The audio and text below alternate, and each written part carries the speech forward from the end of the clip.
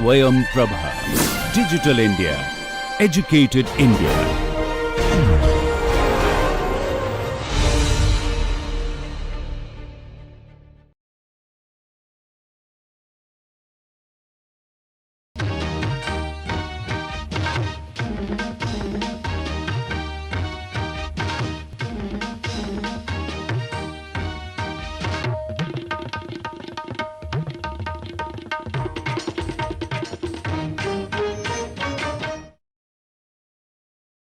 Welcome to this course, Engineering Graphics and Design.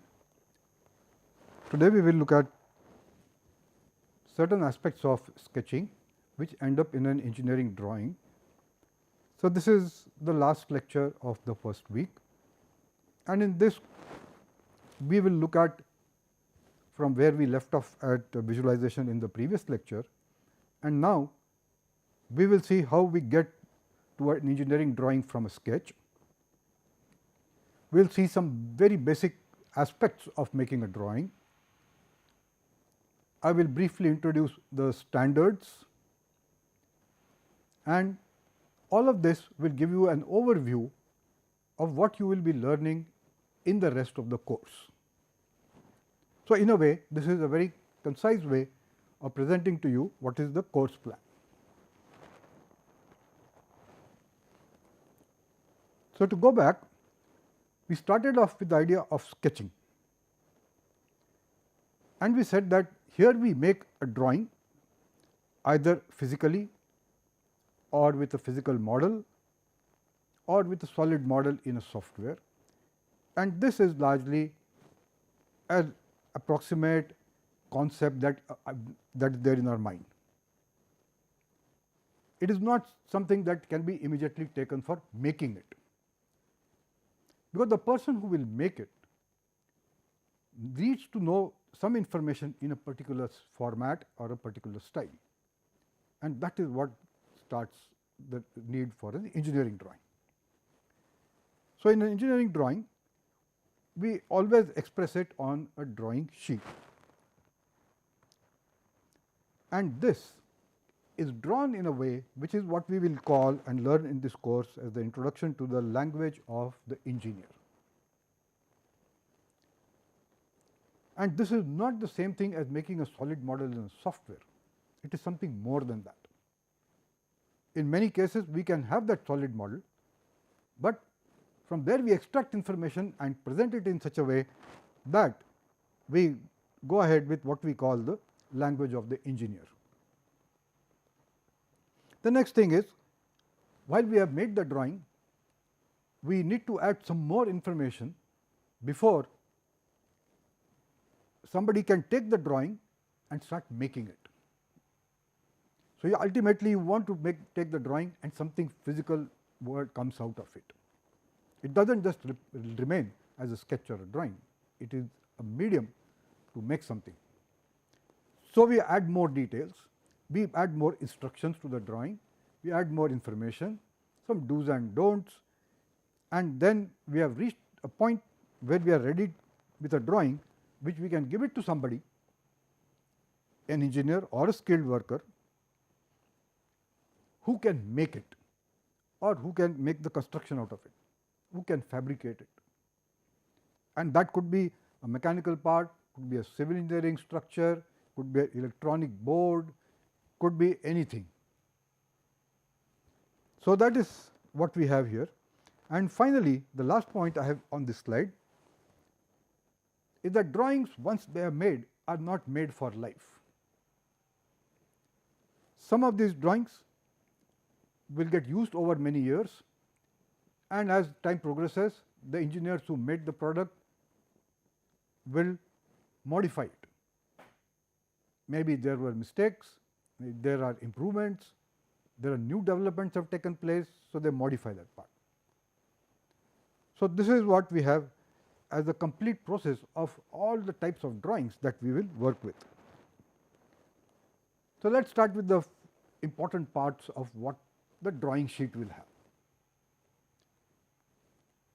In the previous lecture, we saw that drawing sheets have certain sizes, which is dictated by certain standards. So, that is one piece of information we have. The second piece of information, we have made an object or we have an idea of an object and we want to present some information or pictures about it. So, we do not just take a photograph and make a wireframe out of it, we actually make the drawing. So, what do we have? What we call as views, which is basically what is the direction from which you are looking at the object. So, what we are doing here is, we have an object, say a picture that I have shown over here.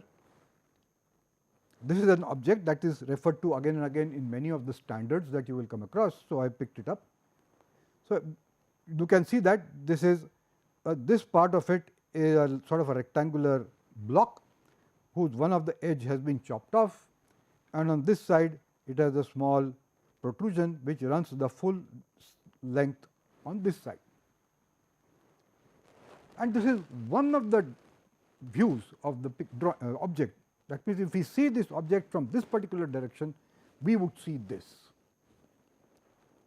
So, that is one thing which is a view. We could view it from this side, we could view it from that side, we could view it from here, we can view it from the top, we can view it from the bottom, everything is perfectly fine, except that as an engineer you have to decide which is the best view to put. Some view may look very clear, some may look very cluttered, some may miss out on some things, and maybe one view does not even give everything, as we will see in a few minutes. What we also do not see is that what we have shown on this block are only the edges, where two surfaces are meeting. Otherwise, everything here like this one is a plane surface. So, we are saying that these are surfaces which, although on the drawing look white, are actually opaque. So, we do not know what is behind it. So, like this we have one surface here, one more here, one little here, and then there are others which are not coming out in this view. So, let us see what is not in the view now. So, this is that same object, and what we will do is, any line which I am not able to see on this, I will put it by a dotted line. That denotes that this particular line is behind the surfaces that we are seeing. So, on the object it is at the back side, which is there, but I cannot see it. So, here is one part of the line which is an extension of this particular line. It goes back up to some point, and then there is this surface which was like a rectangular surface projecting out, and this completes that. So, we are saying that there is a surface there hidden from our view which is like that, and then we say that, well, what is happening below it, and then we get the surface on the right side which we cannot see fully. In fact, this surface that we are seeing now, this particular surface, in this picture that we have drawn, it is not visible at all. It is completely shrouded by this surface. Then there is a line from there to the edge of the top of the edge, and one line from the bottom edge which completes the object. So, if I draw all these lines together, you need to accept that dotted lines means something that I cannot see, which is behind it, and if I show all these lines, I can see the surface, I can conceive the object, but the picture has become lot more involved, and could be such object could be much more complicated than this, in which case there will be so many more lines that you actually start getting confused. So, we need a systematic way to make drawings simple, neat, and easily understandable. But what we do not show in engineering drawings is that what is this surface. Okay, so, our first thing that we have to think of presenting an object is that the way we put it, we have produced what we call is a view. Simply, it means we have taken the object and viewed it from a particular direction, and the way the eye saw it, we made that sketch. So, that is simply what we call the viewing direction, and there is no restriction on which side we can view it from. we can view it from any side, top, bottom, left, right, at any other angle, everything is perfectly okay. It is just that we will decide. So, what we are looking at is that we are going to present our object as a combination of views. So, the first technical term that has come out is the word view, and view means how does the object look like when we look at it. Now, there are infinite number of directions from which we can look at an object, and that would mean that we could present lots and lots of aspects of that picture. That could make too many drawings, that is not possible, and so we have to decide which is the best way to convey all the information about the object and have a small set of views, maybe one, maybe two, maybe three, maybe more. What scale or proportion should we use? That is another issue. We will come back, we have seen it in our previous lecture. If the object, our drawing sheet size is fixed, if the object fits into it nicely, use that size. If it is too big, we have to present it on a lower scale. If it is too small, we have to enlarge it and present it.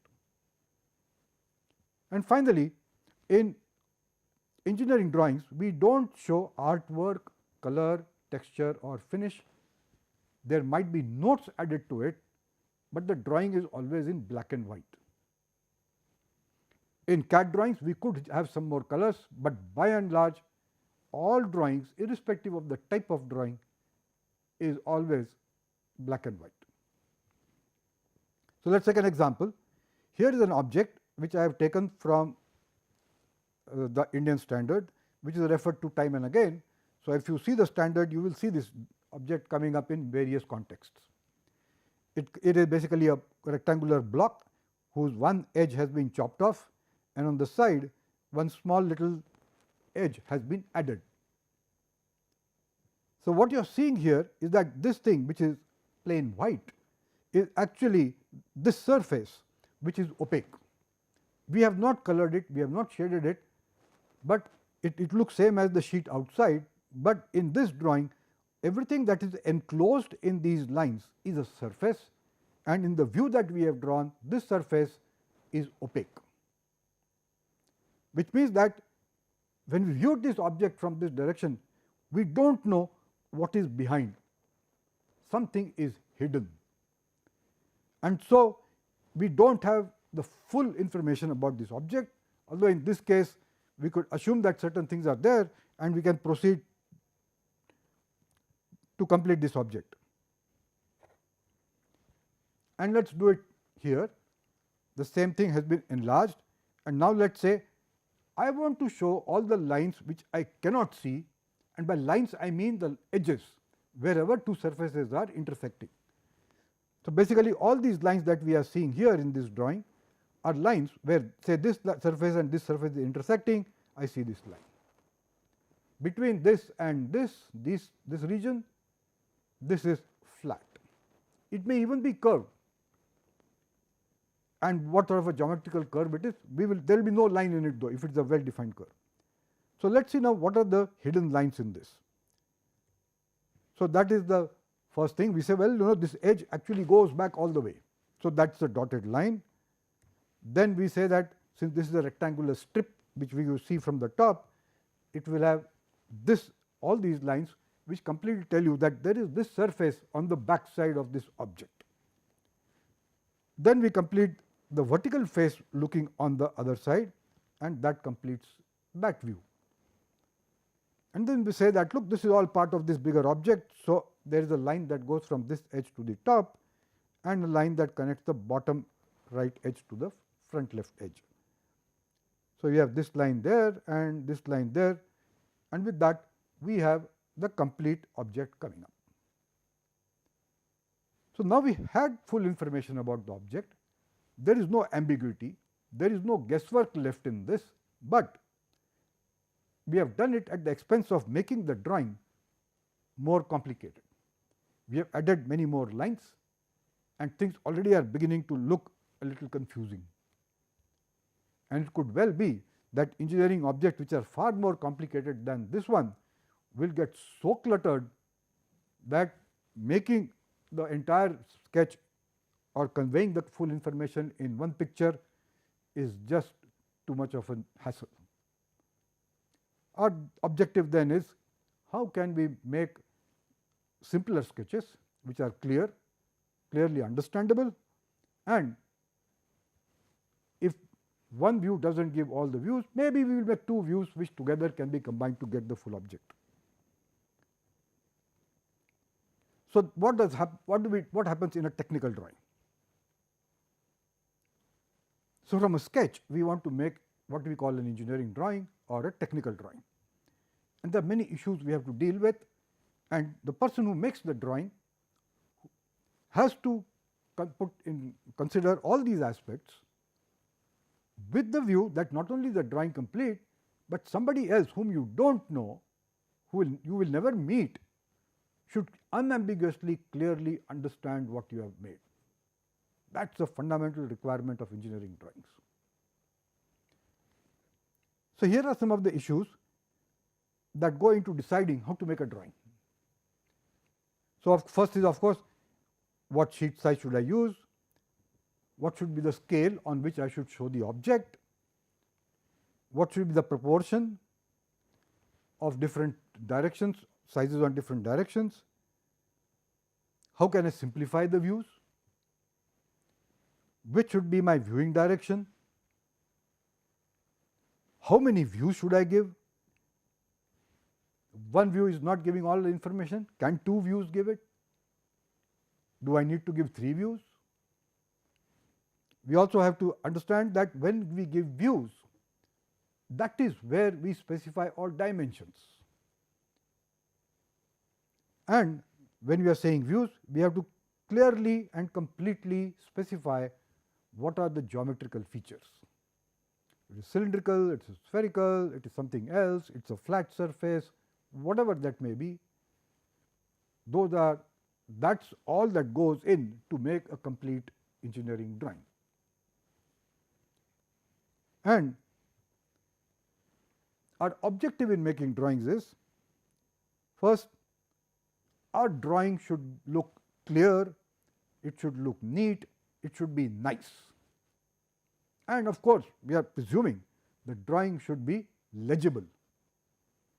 It should not be too light, should not be too dark, it should not be too cluttered. For example, if you made a drawing, but the photocopying process made the lines very hazy, you can say I made the drawing, I photocopied it, but it has lost its goodness. So, these are very qualitative characteristics of every drawing. It should be clear, neat and nice. Very simple to say, takes a lot of effort to make it that way. Second attribute of a drawing should be easy to understand, not just for you, but for everybody else. So, either you have to think the way the other person thinks, or the way this communication becomes clear and unambiguous is by the use of standards. So, the person who makes a drawing follows certain standards, and the person who is reading the drawing follows the same set of standards, there will be no confusion. The next is what we call geometrical product specification. Our objective of making an engineering drawing is to convey the geometry of a product, component, and specification gives you all the values like the size, the curvature, all of that.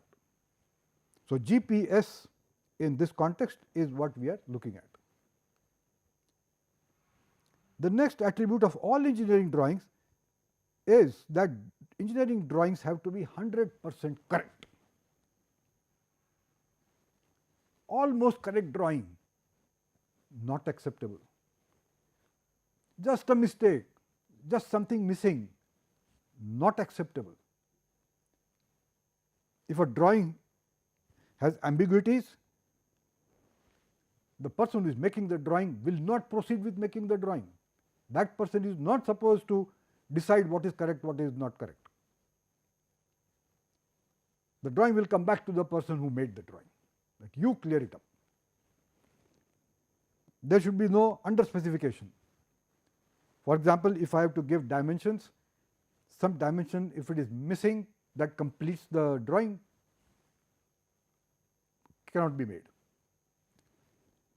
No over specification.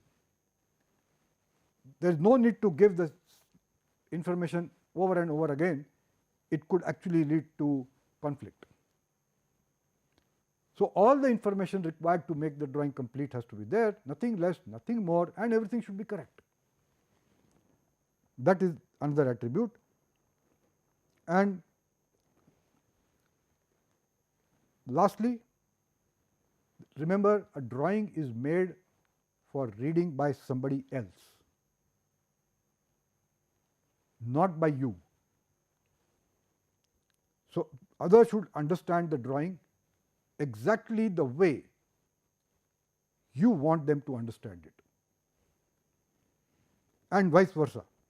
If you are using a drawing to make something, you must know exactly what the drawing contains without knowing who has sent it to you, and there should be no ambiguities, no mistakes, and very clear, concise interpretation.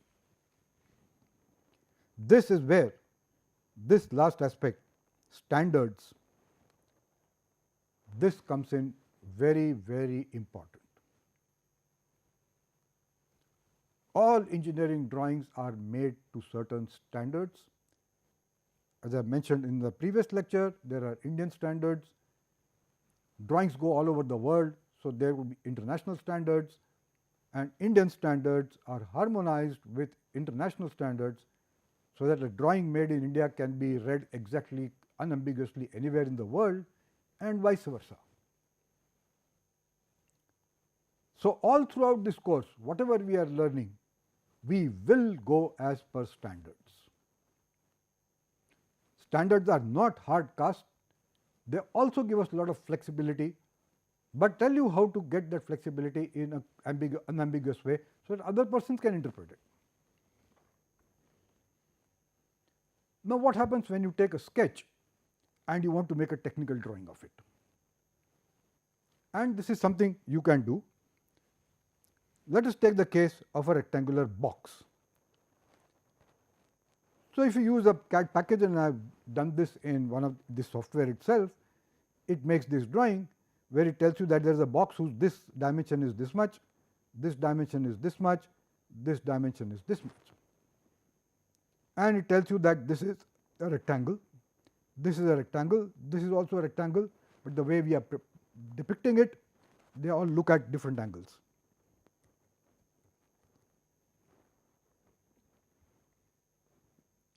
So, this is a rectangular box, all angles are 90 degrees. This is an idealization of a box. But now, if I take a box and see it from different distances and different directions, the box does not look like this. And here is what I have shown some views, and you can do that yourself. Just take a box, look at it through a glass, look at it through a camera, and you will see various things happening to the box. So, look at this picture. This photograph was taken from very close to the box with not much of a zoom. And what do you see? This edge has got certain length in this picture. The back side, this length is much smaller. The actual box was a rectangle. In this picture, it's changed its dimension. This line is no longer parallel to this line, but we are viewing a rectangle. Similarly, this line is slightly off and not parallel to this line. On the top, this edge and this edge are not only not parallel, but their lengths are also different. The thing is that from this viewing point, this is what we saw, and what we saw is not exact box that it was. We saw something else, and that is the way our brain has interpreted it. Although in this case it is the camera, our brain does the same thing. So, in our mind, if you want to do the reverse and create this impression, you would have to make a drawing so that as you go further away, things keep getting smaller. A similar thing here, by zooming out, we see the same issues, but to a lesser degree. These lines are still tapering, this distance is more than this distance. So, we are not seeing what we may call the true picture, which is what we started off wanting to visualize, which is this picture. Here we gave the true shape, the true size, the true geometry of that cuboid. Here there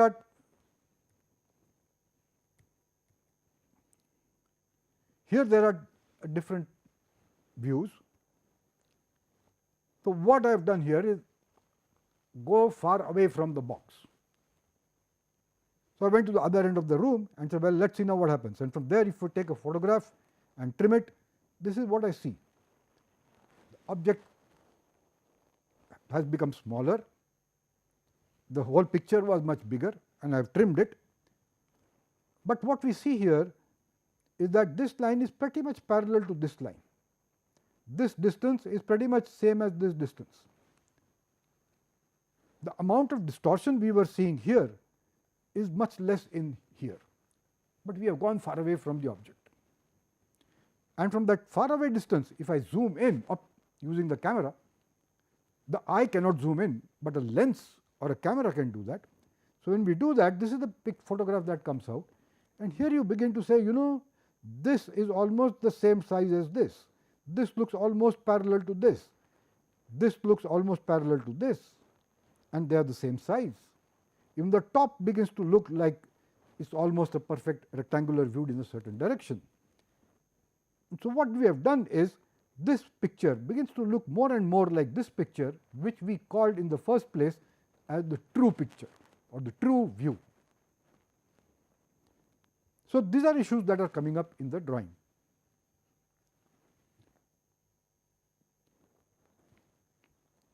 So, to review what we have done, we can scale it as we saw in this picture also, and the Indian standard that deals with scaling is IS Indian standard 10713, which is identical to International Standards Organization ISO standard 5455.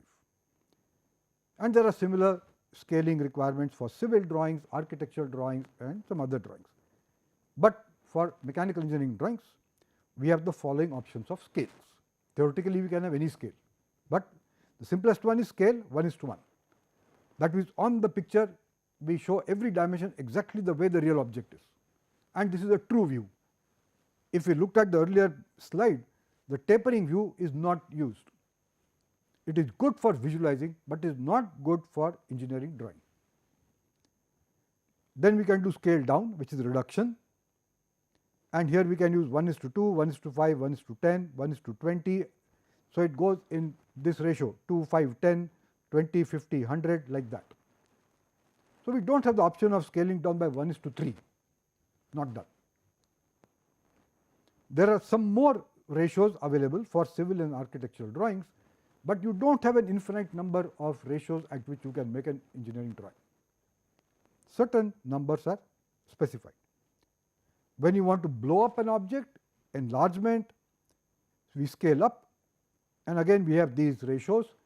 You can double 5 times, 10 times, 20 times, 50 times, 100 times and like that. And different types of microscopy produce pictures which are denoted by x200, x500 and so on. That denotes that the object you are seeing is, say in this case x500 means the object you are seeing is 500 times, you are seeing something which is 500 times bigger than the real stuff. Can we use different scales for different axes? As we have seen, 3-dimensional axes are there. There are certain conditions under which we could do it. We will learn about it later in the course, but by and large let us not worry about it too much at this point. So, now we have reached a point where we say, I want to draw an object, what scale should I use, and what is the best combination of scale and the sheet size which will do everything that I just put there as the objectives of the drawing.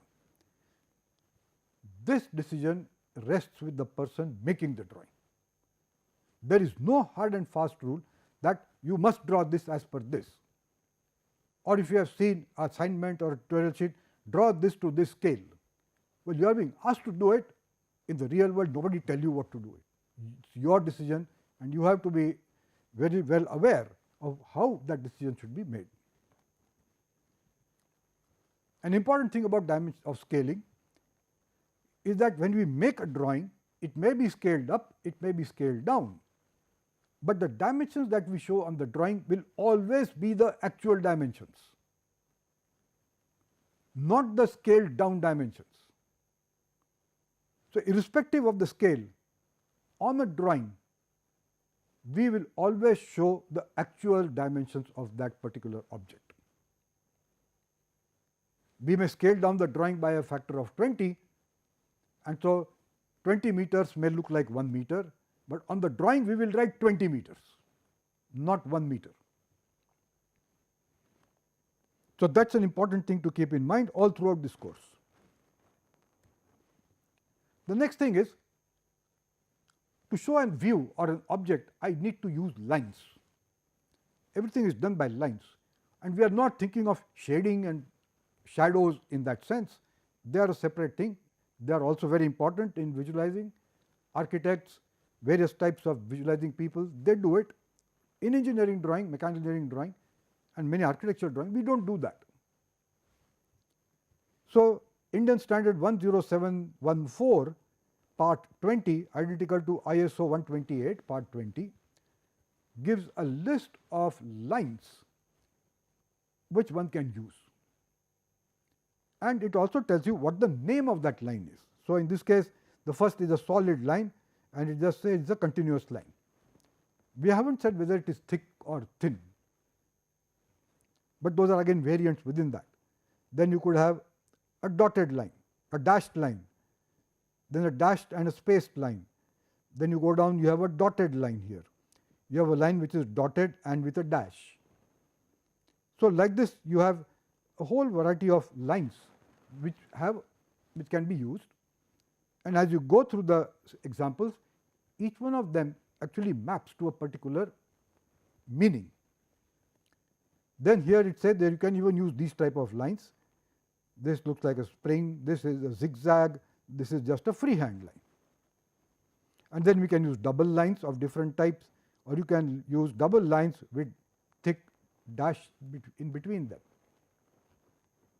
Then there are lines on which you can put this type of symbols. You can put L, you can put this, you can show this, which tells you that this is a long piece which has been broken down.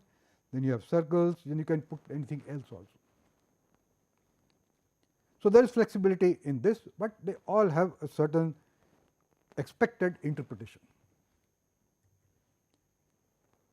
And examples of lines on mechanical drawings are given in this standard IS 10714 part 24, and it says number 01.1 continuous narrow line, and within that there are various things for which this line can be used.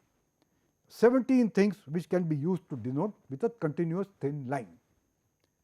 Dimension lines, extension lines, you will learn all this as we go in the course, and it could be even this type of a line, then zigzag line which is still a thin line, and then there are lines which are continuous wide line. So, that means this is thicker.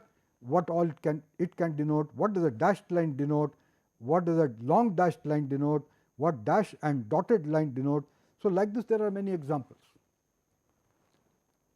As we go along in the course, we will use many of these. Then there are some more examples given here of objects to show how those lines come and what type of a line would be there. So, like in this case, this is a rectangular part with a hole in it. It has got these lines there, it has got these lines, and it has got this thing which is what is called here as a dimension line. Same thing here, this is a dimension line, and so this is line type 01.1, a thin continuous line. So, like this there are many things there. This is what is called hatching, and this is what is called a visible outline. So, this is a typical, say, a bulb which has got this glass envelope, and what this line shows, a continuous line, and then there are lines a thick continuous line is that this is the outline of the object. And that is what I had shown in that first example that I gave a few slides back. The object lines were shown as the outlines were shown by a thick continuous line. More examples are there, and we will see this later on. I will just show you that there are so many type of objects that are there and where each one of those lines comes into application. As you go along in this course, we will come back to this. One I have already introduced is a hidden line, a line which is not seen. So, in that same object that we had, if we viewed from the top, this edge and this edge were hidden. So, they are showing as dotted lines. We now come to another aspect of showing a object, and this is what is called as a projection. Three broad classifications are there. The first one is central projection. Second one is a set of projections called axonometric projections, and the third one is orthographic projections. And it is not that there is only one view that you are giving. We could give multiple views using this or this type of projection. So, let us very quickly go through what these three things tell us, so that you get an idea as to what is it that is the big picture in making drawings, and the course which subset of these we will be making. The first one is central projection, and here we have 1 point projection, 2 point projection and 3 point projection. All of the details are given in IS 15021-4, which is ISO 5456-4. So, we are reiterating again and again that whatever you learn in an engineering drawing course, you must know that it is coming from a certain standard. So, we get what we call perspective projection and parallel projection, and here are some examples of that. So, what we are saying here is that this is the object, we are seeing the object from this point, and we could say put between the us and the object, we can put a sheet of glass which could be this one, and then we say I will keep seeing it with my head stationary, and I will sketch the outline of the object on this screen, which is say a glass. That is how you will see this object. You will make a drawing and you will find that this drawing, certain lines of the object come here and all of them seem to have become smaller. If you keep the screen closer to the eye, it becomes even smaller. If you put the screen at the back, you will see and draw there, you will see a much bigger thing. So, what you are doing is, you are seeing that from one point I am seeing this whole object and everything seems to be joining together, everything is converging on the like this. That is called a 1 point projection, 1 point perspective or 1 point central projection. Here are examples from buildings and architecture. So, here is a 1 point projection of say a lecture room. So, when you have cut out one wall and then you are looking at it, as you see further down, the benches get converging. The roof ceiling is also getting converged. The blackboard looks like it has converged. The floor is getting narrower as it goes deeper. So, that is a single point projection of this. On the opposite thing is, you can go outside and say, well, what does it look like? And you can see, looking from the outside, this is the door, and as you see what is inside, things look smaller and smaller inside. All of this comes under various types of computer graphics, and then you use it in animation and what not. The thing is that when you do these things, they begin to look very realistic to the human eye, but these are not the true pictures. So, it is good for visualizing, but not good for an engineering drawing. In this picture on the right side, you see a building where you are seeing that this side of the building from here it is going down and tapering that way, but this face of the building, this one, is tapering and going that way. So, you have two taperings taking place, 2 points, and you are seeing it from one side. That is what the real thing would look like when you look at a building standing on the road. And then there is a 3-point also projection. We will not go into the details of that, but all of this is done here just to show you that something called central projection, which we call perspective drawing, and this is as per this Indian standard, and this is what things play out. This is what it shows, this is what its limitation, this is what its strength. We now go to the other type of drawings, which is called the axonometric projection, beginning with the first type, which is called isometric. What it does simply is that you have two axes which are like this, one here at 30 degrees to the horizontal line and then a vertical line, and a cube is placed on this so that its dimensions, the way it is drawn, are equal in all 3 directions. So, you are drawing it 1-to-1 scale, but in 3 dimensions. So, this is something that the human eye will not see at close quarters if you take a cube, but as you saw in the box example, if you go far away and take this picture, this will begin to look something like this, but chances are the scales may be off, simply because the depth of field is varying. But in isometric projection, this is what we do. It gives a lot of information about the drawing. It is in a way giving you the true shape, and the same object that we saw just now, this is shown in isometric axonometry, the isometric view, and on this we can say that I can show these dimensions. So, I are seeing here, to show this length, we draw 2 lines which are called extension lines, then we put another line which is called a dimension line, we put arrows at both ends and write the number there, which is the size of this line, the length of this line. So, that is very quickly what is, how do you put a dimension on a picture. In a sketch we did not put a dimension, approximately it was something. Now, we are being very, very specific. So, that is isometric. Then you have diametric axonometry. We will not be using this, but it is good to know that it exists. What it does is that you have viewing at 2 axes which are like this, one is 7 degrees, the other is 42 degrees. This scale and the vertical scale are equal, 1:1, whereas the scale in this direction is half. So, this dimension of the cube is half the dimension that you see over here, and that is how you would fit circles and other shapes into this. This is diametric.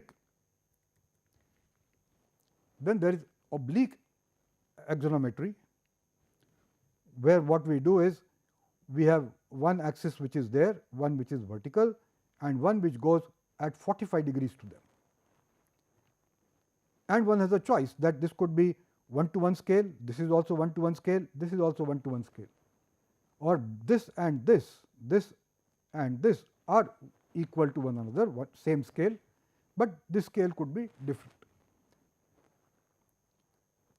So, that is oblique axonometry. We will be making some sketches like this, or when you look at, you can look at from the top, you can look at from the bottom, all types of these are all oblique axonometries. There are 2 subdivisions within that, we will not worry about it at this point. And then the last one which we have is the planometric axonometry, which is seeing things in various planes. We will not worry about it at this point of time, but good to know it is. In this course, we will use isometric projections and oblique, and then we will always use orthographic projections.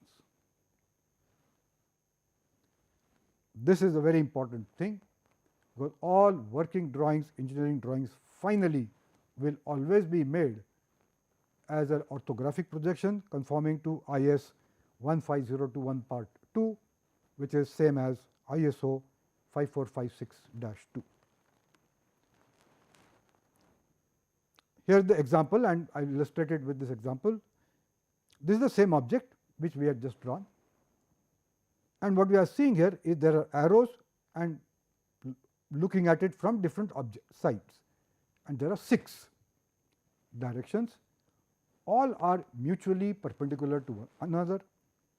That is what makes it orthogonal. So, these are labeled as A, then there is A, then there is B, then there is C and D, and there is E and F. So, we are saying that any object in a reference frame can be viewed from 6 orthogonal directions. And like you have learnt in mathematics, orthogonal vectors, which means that if you know information about one, you cannot say anything definitively about the other. In this case, it is the same thing.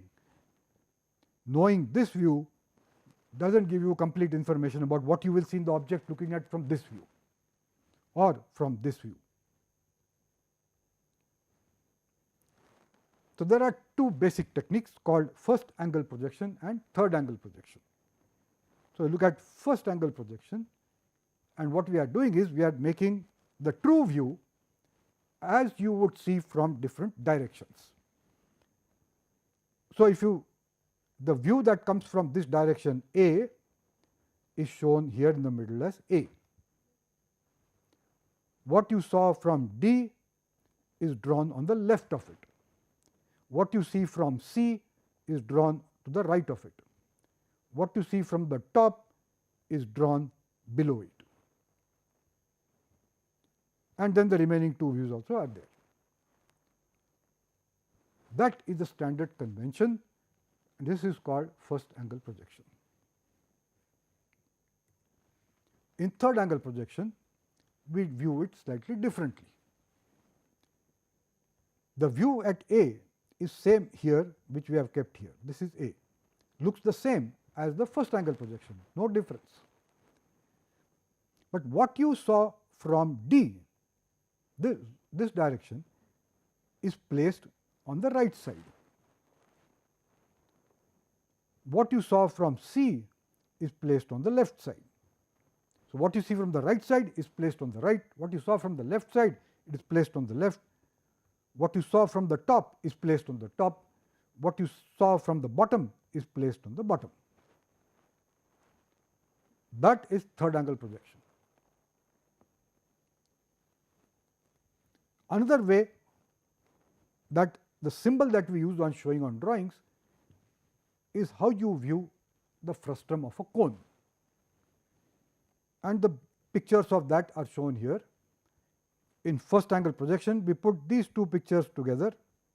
There are 2 views. So, this view comes by looking at it from the front direction, which is this. So, this circle shows completely, the back circle also shows completely. So, 2 circles. When what you see from the right is what you draw on the left. So, what you saw from the right was that the larger diameter is here, smaller diameter is here, and it looks like a cone. So, this symbol is the international symbol which tells you that the drawing is in first angle projection.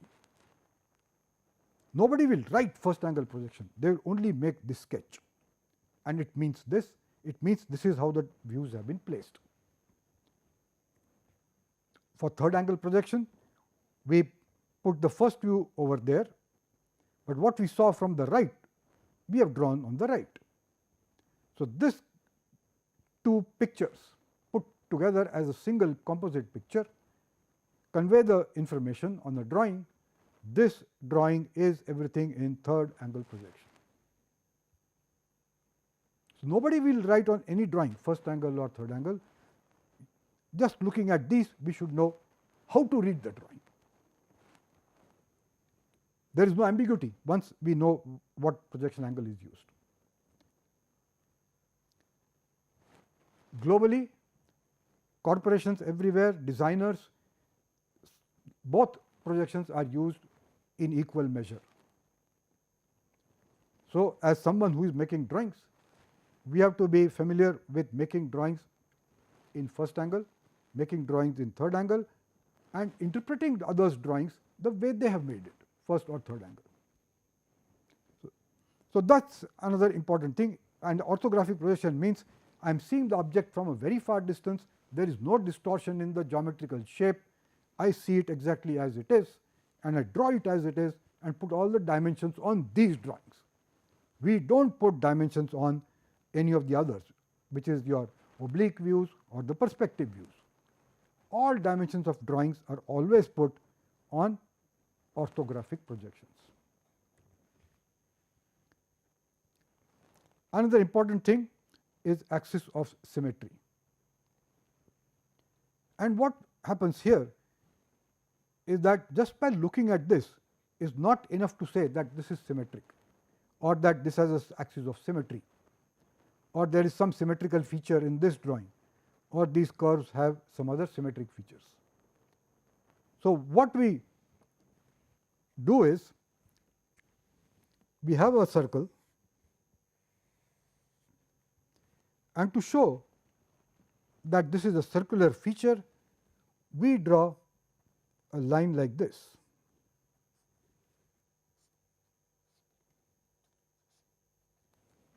And this tells us clearly that this thing is a circular feature. If it was that pipe, the axis of the pipe is the axis of symmetry, and we would then draw this as this symmetry. It tells you that about this axis, the shape is same everywhere. In the case of that object which has a curve at the top,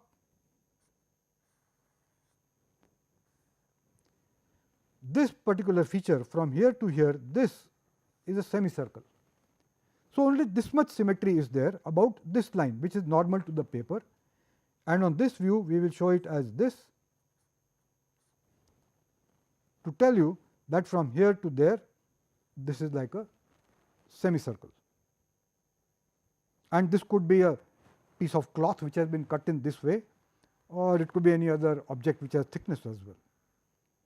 And the last one that I have shown on the slide there is that I have one circle there, and then I have another circle there. They meet here, so that the tangents are the same, but what has happened is the center of this curve, assuming that it is same normal to the plane of the paper, this center lies here, which we show by a small cross, whereas the circle of this lines to somewhere over there, and we show this by a cross there. So, the curvature of this is this much, the curvature of this is this much, and here they are going smoothly, hence the centers lie on the same line. But that need not have been the case. This could have been like this could have been like this, in which case this tangent and this tangent are not necessarily the same.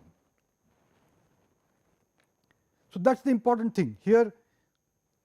What we are showing is this line, axis of symmetry,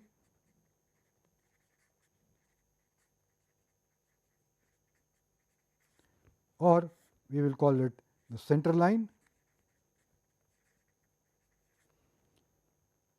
and without the center line we cannot say anything about the shape.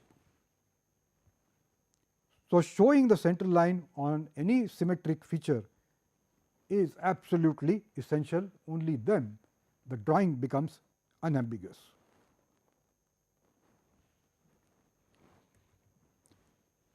The next thing that a drawing has is lettering.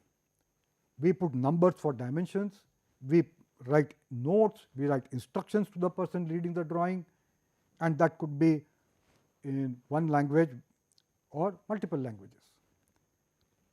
That is governed by Indian Standard 9609 Part 1, and this part, the Devanagari script, is covered by Indian Standard 9609-5.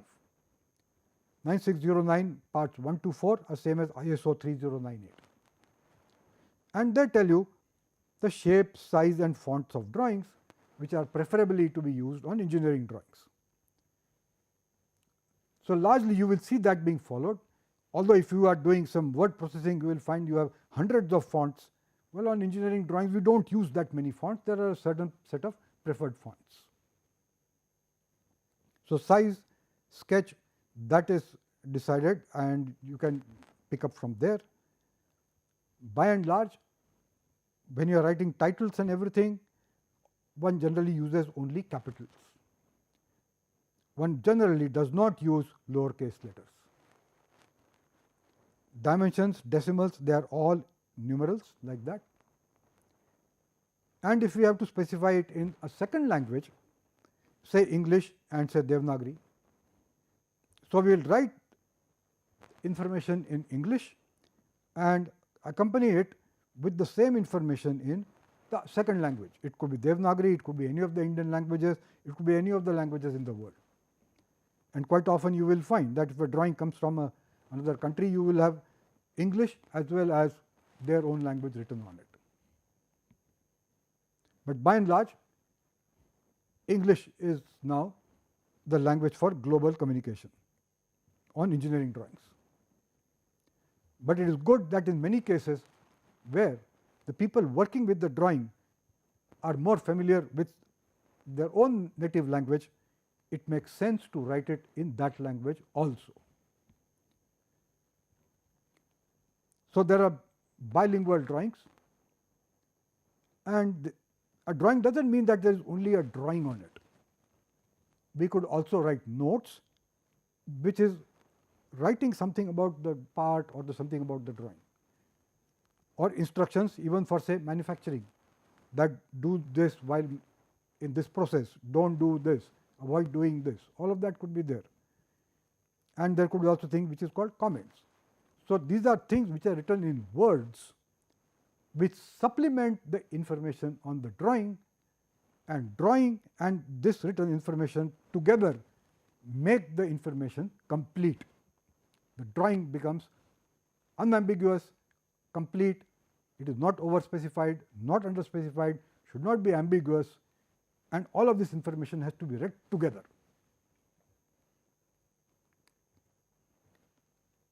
So, we will end on that I have introduced some basic things that we will learn in this course, which is that we have a sheet, how you will make a drawing, what are the basic techniques by which we will show the picture of a drawing, the object, visualizing it, and recognize that all of this derives from very basic fundamental principles that you would have learnt in optics in a physics course. We have seen how we can get shapes from a real object. We saw that the real way of looking at things distorts the view. We also learned that for engineers, for construction, for making, for fabrication, for manufacturing, we have to give the true view. It may be to a lower scale, it may be to a larger scale, but the geometry, the dimensions have to be preserved the way the real thing has to be made. We saw what are the basic building blocks of shapes and objects in 1, 2 and 3 dimensions. We will learn about all of these in detail in the course. Week by week we will keep looking at different aspects, and the next step now is that you can practice some of these in the first assignment that will come up. Remember, in visualization, practice means everything. You have to have a lot of practice. On that note, we will conclude this lecture, where we have seen, starting with the first lecture of why we need to visualize. Now we are seeing how do I do it, and then having visualized, we are now seeing how do I present it as an engineer's language. Thank you.